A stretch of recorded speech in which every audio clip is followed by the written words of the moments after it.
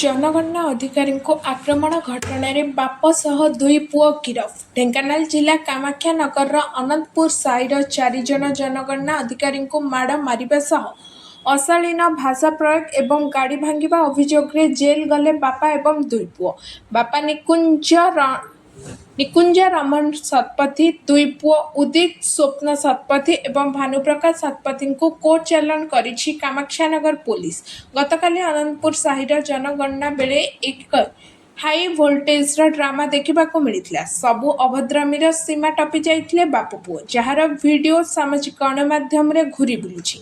जनगणना अधिकारी को माड़ मारिबा, खराब भाषा प्रयोग करबा एवं गाड़ी को भंगारुजा करबा नै एक्शन नैथिला उपजिल्लापाल दिनमणि नायक। कामाख्यानगर थाना रे अभियोग आधार रे पुलिस आक्रमणकारी को गिरफ्त करथिला। तेबे विश्वर सर्वबृहत गणतंत्र राष्ट्र रे जनगणना बेले अधिकारी को आक्रमण किंबा बाधा सृष्टि कराइले दृष्टांतमूलक पदक्षेप ग्रहण कराजिबा नै राजस्व मंत्री मध्य प्रकाश करिसेंति। तिनी आक्रमणकारी को गिरफ्त परे आज कोर्ट चालान करा जायछि। Bureau report around Odisha live.